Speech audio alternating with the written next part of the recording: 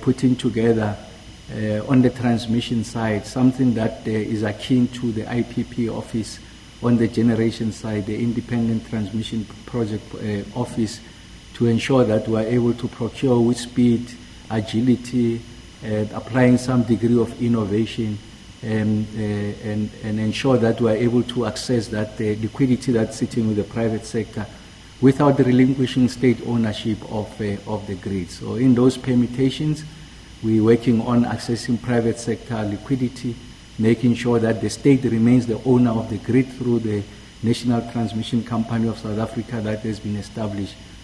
So the point I'm trying to make is just to give comfort to everyone at home that unlike on the generation side, we are not waiting for the crisis to confront us. We are going to address that situation immediately. And this is in support of ESCOM's work that they are already doing, consistent with their transmission development plan, which advocate for the expansion of the network by 14,000 kilometers in the next 10 years, as opposed to the 4,000 kilometers that they've expanded in the past 10 years. So you can see that there's a great deal of aggressive deployment so that we are able to onboard the renewable energy capacity. The IRP 23 that is out for public consultation does flag the issues on the transmission as a risk that requires attention, and that's why it's important that we must do everything possible to ensure that we are able to provide for additional capacity that is required, especially in the Cape provinces of the Northern Cape, Eastern Cape, and Western Cape. Otherwise, this problem will sit with us for a very, very long period. And just to give you an update in relation to the performance on the generation side, the first one is that the Quebec Unit 1 now is at 100% power. Is that the Quebec Unit 1 now is at 100% power and has been synchronized, as we have indicated before, on the 18th of November. And I want to mention with great degree of pride and just to acknowledge and pay tribute to Mr. Ngumalo, Eric, and the rest of the team on the generation side, the team at Quebec that are leading this effort, that all commission tests have been successfully completed. So that's a major, major milestone in the quest for us to ensure that we get the extension of life of this unit.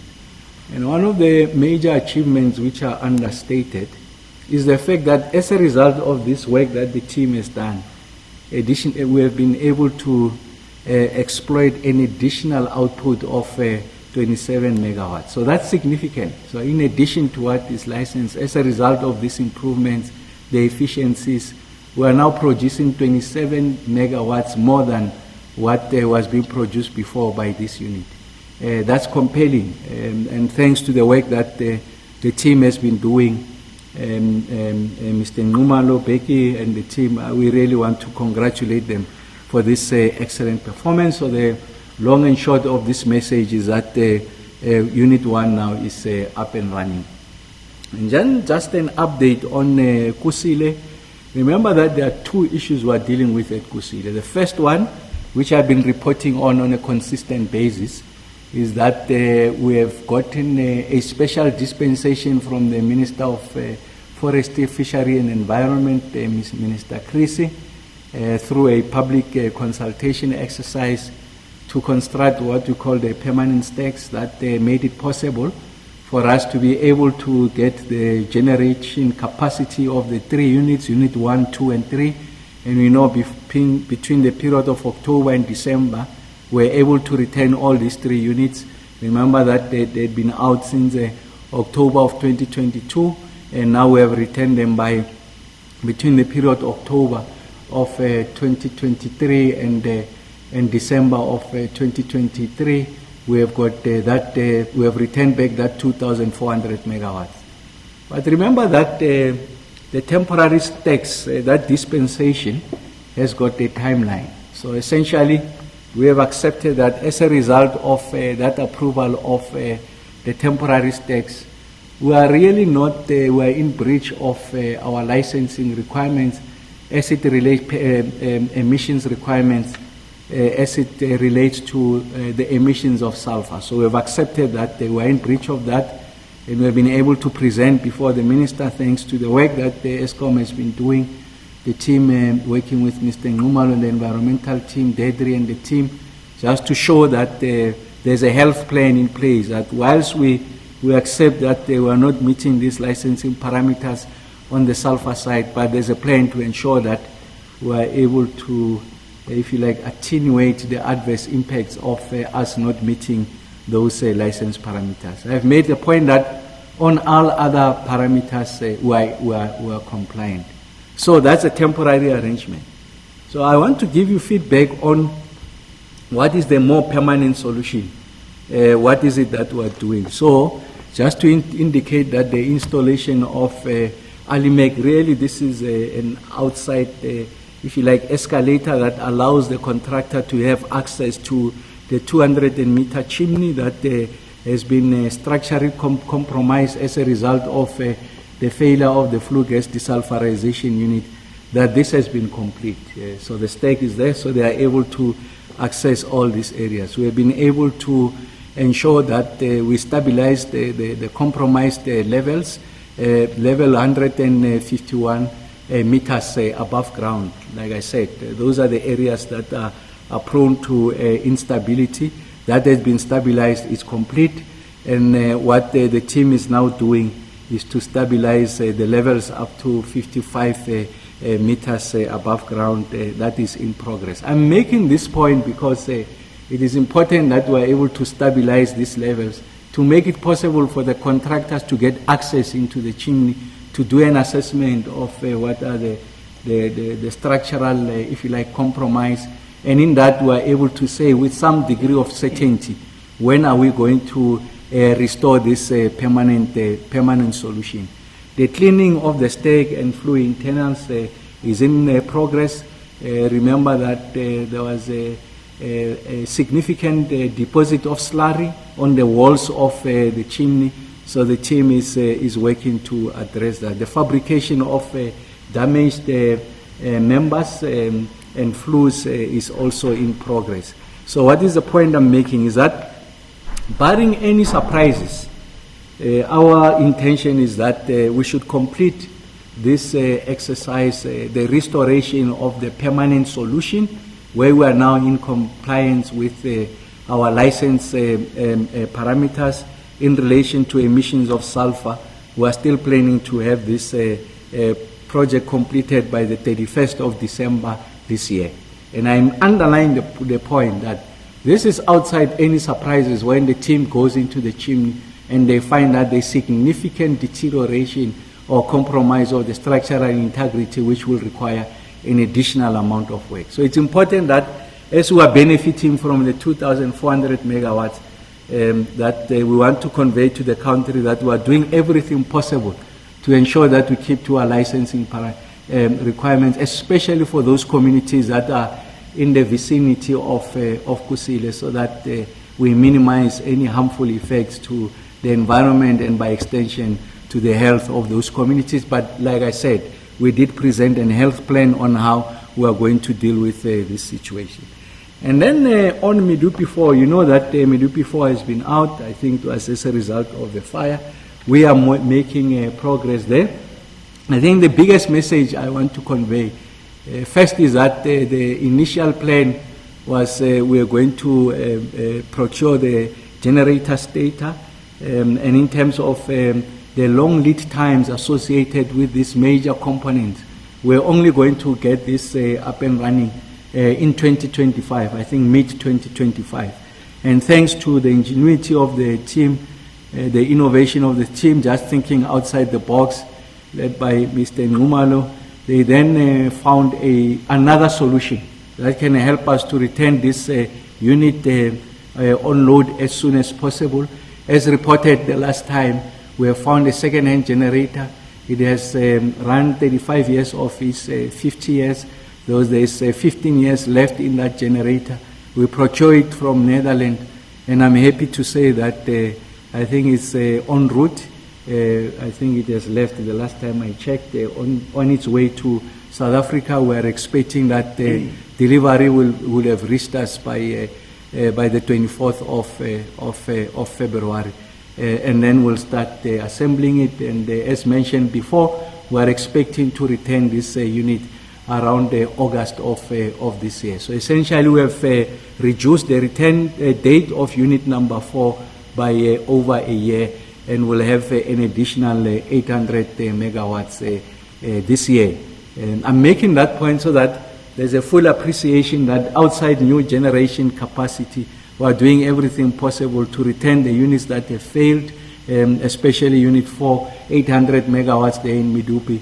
We should be towards the end of this year, we should have a solution, and it should be up and running. So we thought that we must also give you an update on that. And then unit number 2 at Kubek, I think the 3 major points there is that we started 11th of December, took it out, returned unit number 1. Fuel load unloading has been completed. The polar crane maintenance is in progress. Relative to where we want to be, we're about 3.5 days behind the original schedule. Not red flags at this stage. We're quite confident that over the period we can make it up, and we should be able to keep to our plan to return Unit 2 to service at the period that we're committed to. There are lessons that we have drawn from Unit number 1, and I'm confident that those lessons are going to be imported into Unit number 2 so that we don't have outage slips, and we are able to return this unit as promised. Now I'm going to enter into the nuts and bolts of what has been the performance on record. So what I've been doing now is to show you that there's additional generation capacity that is coming on stream. Unit number 4, we're resolving the issues with regards to the flue gas desulfurization unit at Kusile, and then an indication of the fact that we have completed the work associated with the extension of life and Kubek unit number 1, that we remain relatively on course with regards to unit number 2, just 3.5 days out of the 6-month outage plan. We should, 6 to 8 months, we should be able to recover those lost dates. Now, what is the health of the system? So what is this outlook, if you like? So I think that without going into the details, there are 2 major points to draw from the past 2 weeks. When I say 2 weeks, I'm referring to the period from the 8th of January, the last time when I gave you the briefing. It was just, I think, a day or so before that, and the 22nd of January, that is, I think, yesterday. So just what has been 2 of the biggest takeaways. The first one is that if you look at what has been the trend, is that the capacity available. So essentially what we are generating, capable of generating, what is available relative to what is PM focus, is that consistently capacity available is greater than PM peak demand. So that's the point I'm making. And then the next question you will ask, if you are making the claim that the capacity available is greater than PM peak demand, why are you having load shedding? Is because 3,000 of that capacity available has to be drawn from the open cycle gas turbines which are burning diesel. So we have reduced our consumption on diesel. So even tomorrow, Wednesday and the like, will not be engaging diesel. So essentially it's the true health of the system. So that's the first thing to write home about. The second one is that Eskom has been conveying the message to the public, is that plant maintenance still is significantly high. So we're hitting about 8,000, 9,000 megawatts of plant maintenance. So even with that scale of plant maintenance, we still have a situation where we're able to keep load shedding at the levels of the West Stage 3, oscillating between no load shedding to Stage 3 at the West moment. So essentially just an illustration that there's that progress that is being made. And then the third area, and this is the one area of particular interest, which really is a demonstration of exactly where we are. Remember when Eskom made public their summer plan. That summer plan made an assumption that the unplanned capacity loss factor, so essentially two variables, the rate at which the units are failing on their own and the partial load losses, they make the point that that number will be sitting at about 14,500 megawatts. And it says if that number sits at 14,500 megawatts, we should be experiencing load shedding levels of about stage 4, and sometimes it could even be high, but it places it at stage 4. What is the experience? The experience is that we are consistently below 14,000 megawatts. And in fact, today we are below 13,000 megawatts. We are at about 2,700 or so. That's the work that the team has been doing. So if you were to ask me, what is the performance of the grid? That performance of the grid really gets to be appreciated from this unplanned capacity loss factor of consistently below 14,000 megawatts, and you can see that we are sitting the low end of 13,000 megawatts. So the health of the system is improving. And this is testimony to the point I've been making consistently, is that what Mr. Nxumalo and the team are experiencing is that when the units return, they remain on load and they approximate their design capacity. So that's a testimony to the invaluable work that the team has been doing on the plant maintenance side, and you can see that there's rewards when the units are returning. So those are three indicators for me that shows that, as I've made the point the last time, we have really turned the corner, and I'm not suggesting that we have ended load shedding. I'm simply saying that we can see that there's light at the end of the tunnel, and this is not an oncoming train, but essentially is a system whose health continues to improve and improve at the levels that even exceeded our projections and expectations. And you can see that the average with regards to the unplanned capacity loss factor was sitting at about 14,100 megawatts, and then it went to 13,000 megawatts the past week.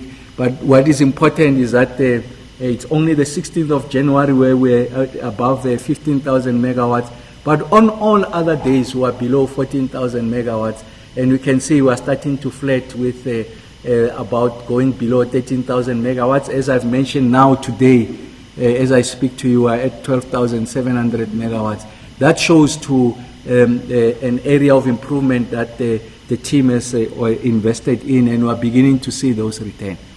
An area of attention which requires a dedicated effort is on the partial load losses. Like I said previously, for the viewers, the benefit of the viewers at home, it means that these machines are on load, they are giving us the megawatts, but they could be giving us significantly more because they are meant to give us that more megawatts, but they are performing at levels below par because of a number of factors. So the area that is receiving attention is the partial load losses of 6,700 megawatts.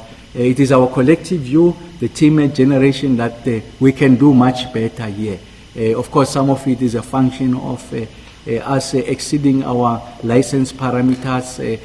Those are areas that requires attention. There's work that we are doing at Kendall, there's work that we are doing at Tutuga, there's work that we are doing at Matla to ensure that we are able to address these partial load losses. So the net message that I'm conveying is that the system continues to improve.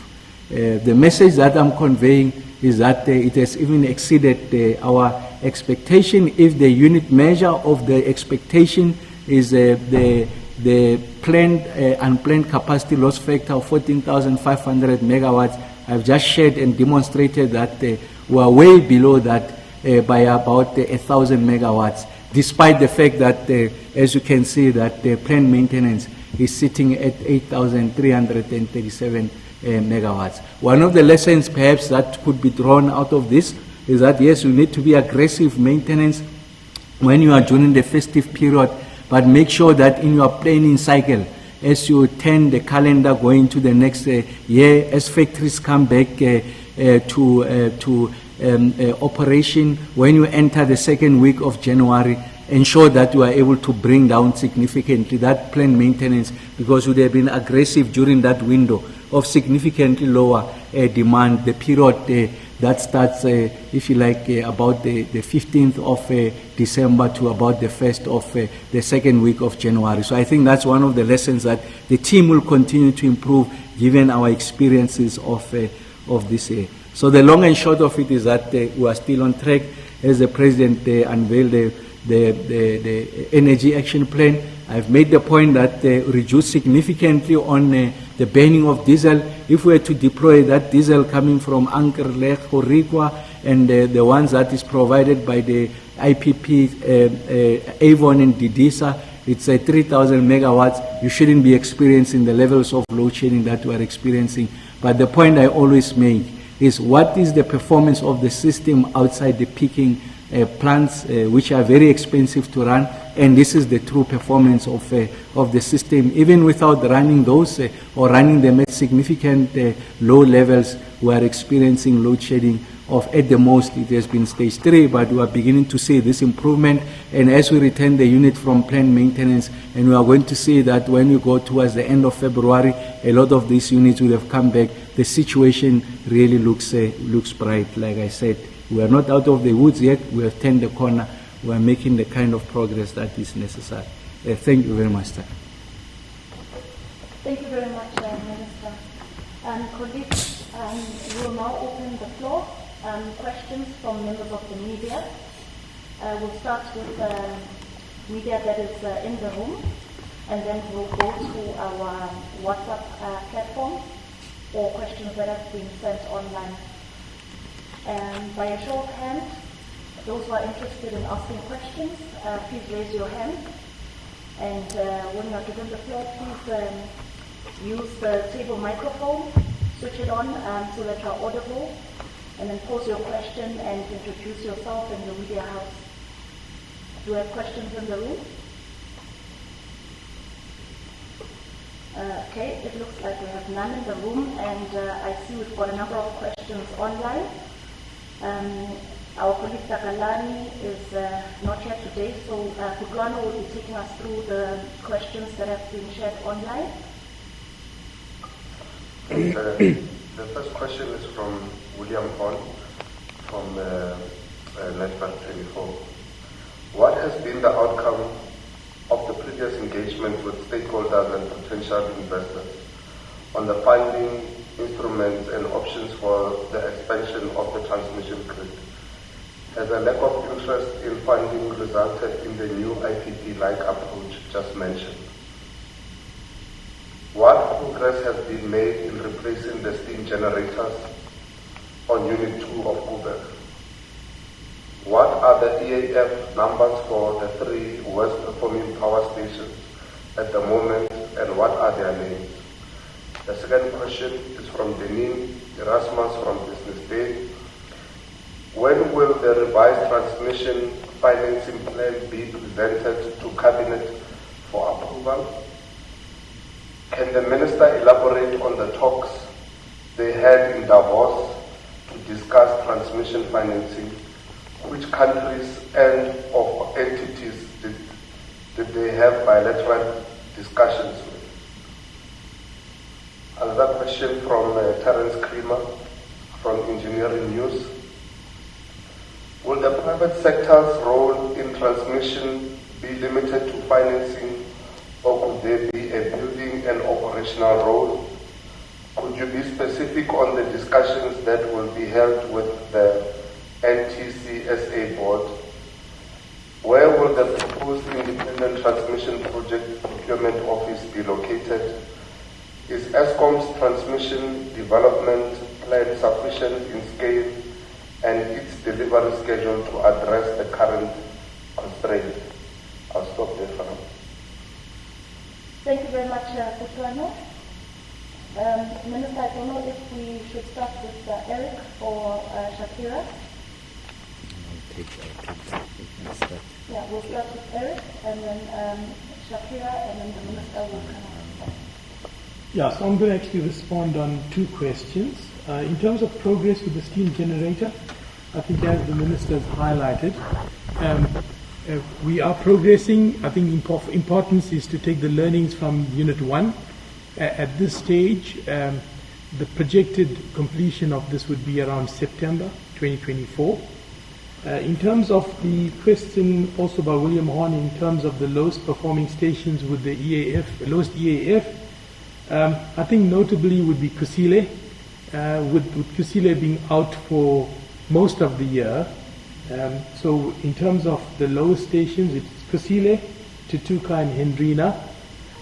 In terms of Tutuka, we're very aware that there's been issues.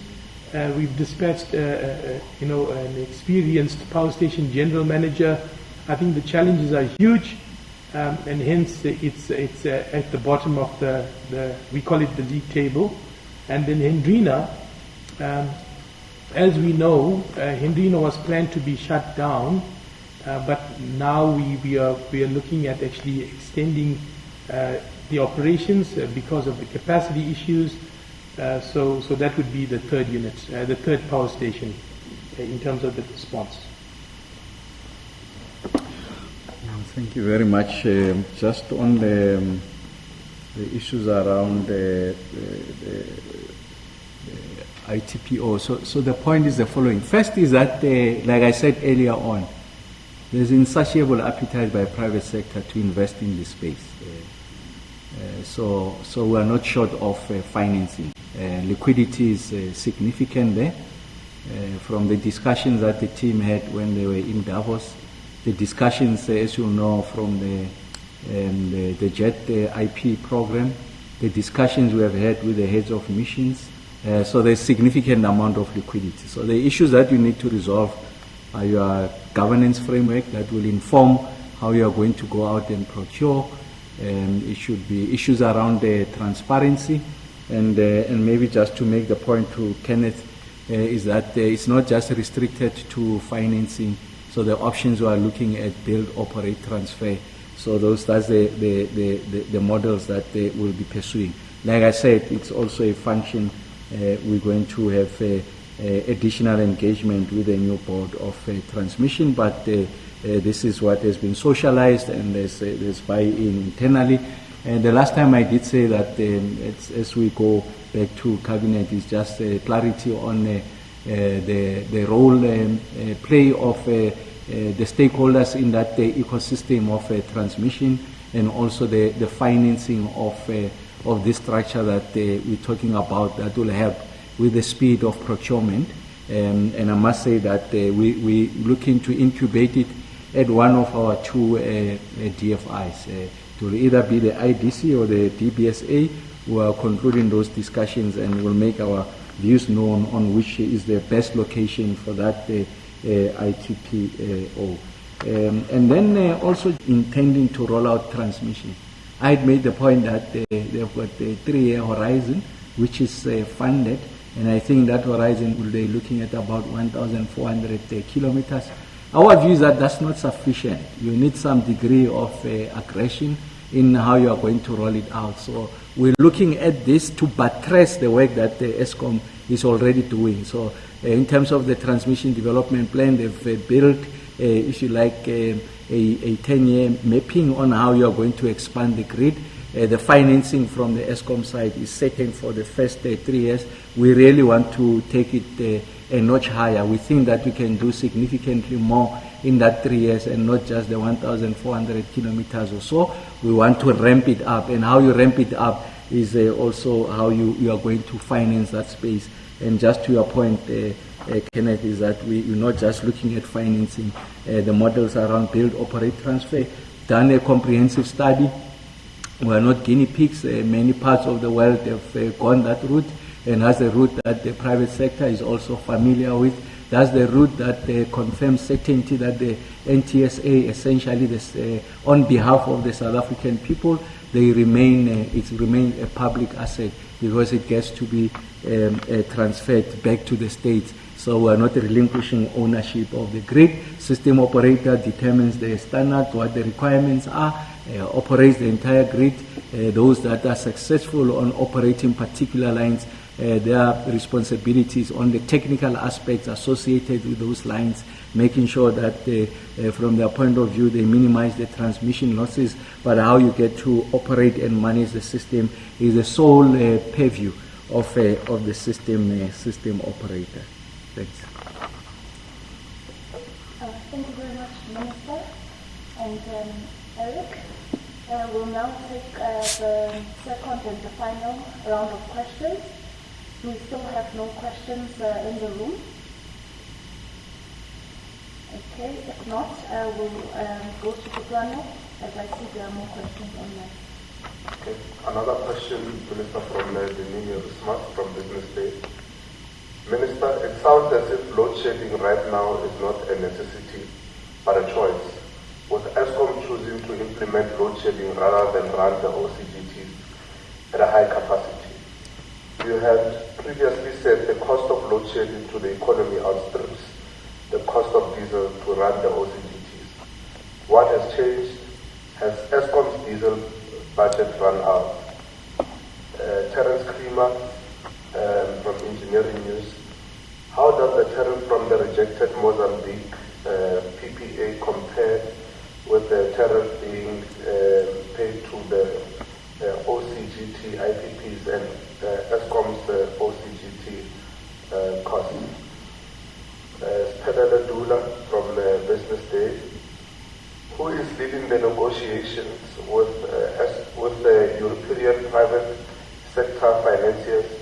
Because the BBSA has said it has the capability to catalyze the private sector into funding the expansion of the transmission grid. Having been unable to attend the WEF annual meetings in Davos last week, is the Minister in a position to give an update on the investor appetite on financing the transmission expansion? Ibrahim from News 24. What is the Minister's response to reports that the German consultancy group VGBE analysis report about the coal-powered plant that has been kept secret or under wraps by National Treasury? Has the Minister seen the report that was finalized 3 months ago? When is it expected for the report to be made public? Helmo from Press News, the last question. What is the reason for the decline in non-ESCOM generation from August to November? Thank you. Let me repeat it. Okay. The last one. Kutano, can you please repeat the last question from Helmo? What is the reason for the decline in non-ESCOM generation from August to November?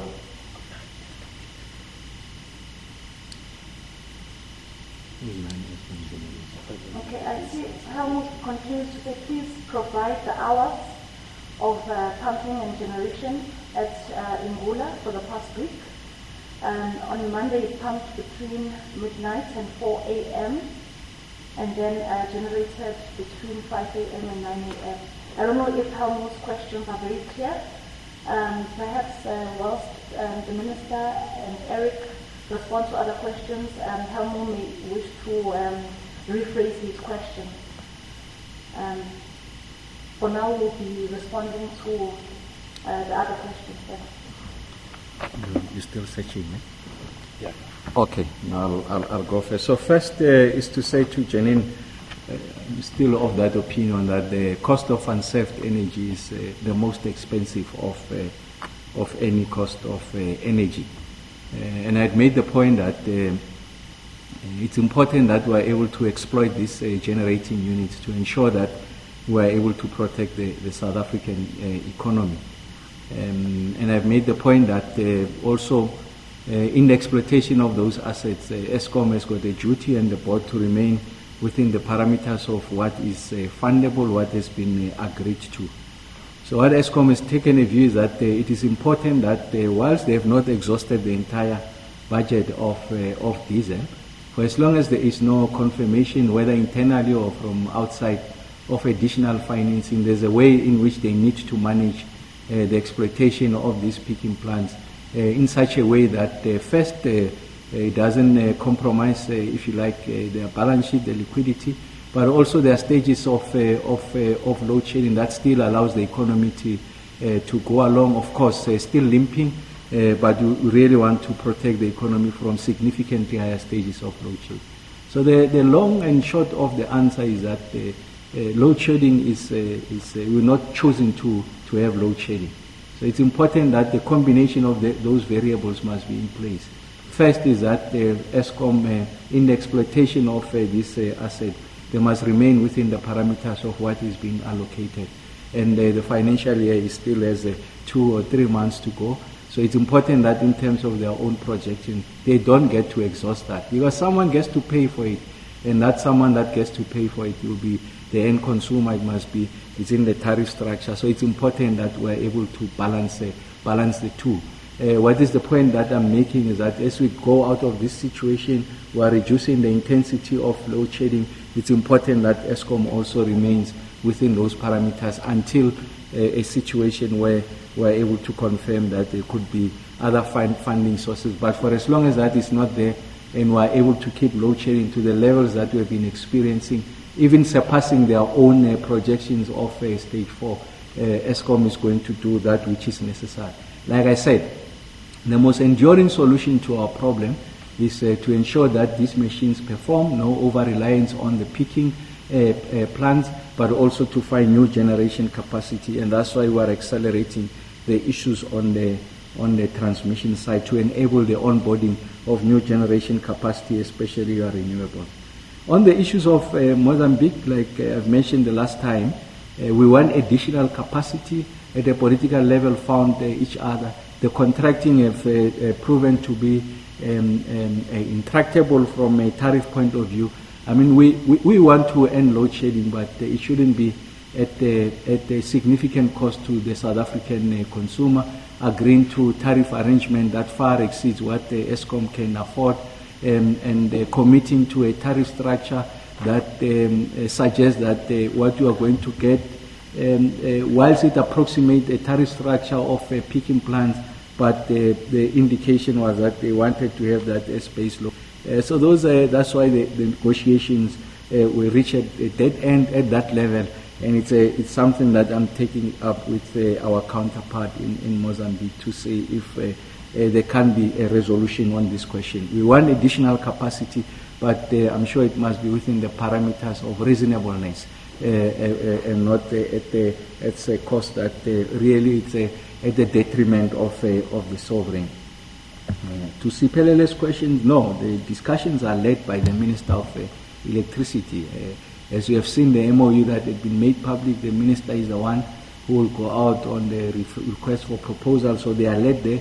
DBSA is but one of the many players in the financing space. Of course, it's a local DFI has got a better appreciation of what are the conditions that obtains locally, but the leadership resides here with the Minister of Electricity. Yes, they will play a role in catalyzing, if you like, first mover themselves and IDC. We see them playing that role, and we are going to crowd in other players. Like I said, the team having come back from Davos, the feedback is that insatiable amount of interest. And in fact, I joined one of the conversations virtually, and one of the leading banks globally have come on board and made offers to underwrite some of these investments. So you remember that what we are looking for is to free the sovereign. We don't want to go the route of sovereign guarantees. So the configuration of what the options are should really eliminate that as one of the considerations, and part of the totality of the package is one of these leading global banks to say, no, we can stand behind that. Like I said, I will not mention it until we have concluded those discussions. National Treasury very key on that.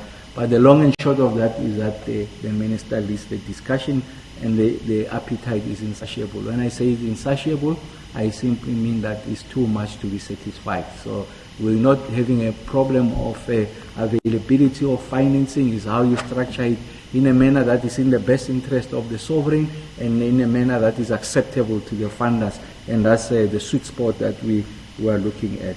The report of VGB is it's a report commissioned by National Treasury.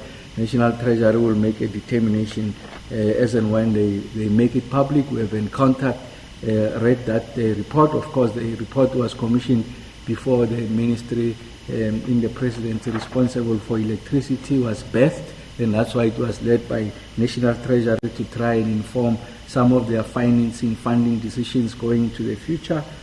I've seen the report. We have made our views known to National Treasury, but the owner of the report is National Treasury. It was for purposes of helping them to arrive at decisions. Whether it was a document that was meant to be public, I think National Treasury more than competent to answer on that score. Just to provide a response to Helmo on the two questions, I think the decline in non-generation or non-ESCOM generation, that's quite a complex question, and system ops would be best to respond because there's so many variables. You're referring to, for example, the PV, and we know we've had cloudy days, and potentially there's about 5,000 megawatts. So on a cloudy day in Gauteng, typically you've got 1,300 megawatts that you could just potentially drop. But in terms of managing the IPPs, System Op actually has that accountability. And then in terms of the pumping and the generating hours, that information is readily available on a daily basis. In terms of, as I report for today, for Drakensberg we sit with 20 pumping hours and 90 generating hours. At Ingula we're sitting with 0 pumping hours and 62 generating hours. Thank you. Okay, no, thank you very much once more to members of the media and those who made time to join us. As I've indicated, we're doing everything possible to resolve this situation. We can see the upward trend, like I've made the point earlier on. We are beginning to see the reduction in the unplanned capacity loss factor, which is the single biggest measure of the performance of these units. We are surpassing, outperforming the projection for the summer plan of 4,500 megawatts. We are breaching the 14,500 megawatts, I'm sorry. We are breaching that consistently at about 13,500 megawatts and occasionally even below 13,000 megawatts.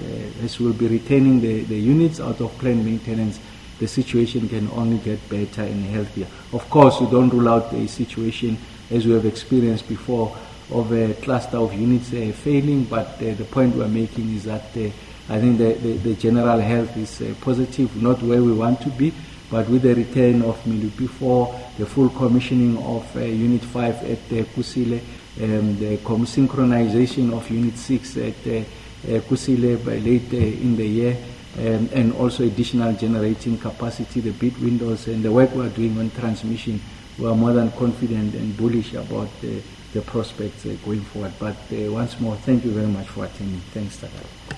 Thank you very much, Minister, and Eric, as well as colleagues. We have come to the end of today's briefing. Colleagues, the Minister's presentation will be shared on our various media platforms, as well as the visual audio of this briefing for your reference. And colleagues, just to say that feel free to send through any further questions that you may have, clarity-seeking questions that you may have. My details are available online, and you can still use the GCIS Media Updates group. The next briefing details will be communicated via a media advisory. And yeah, thank you very much once again.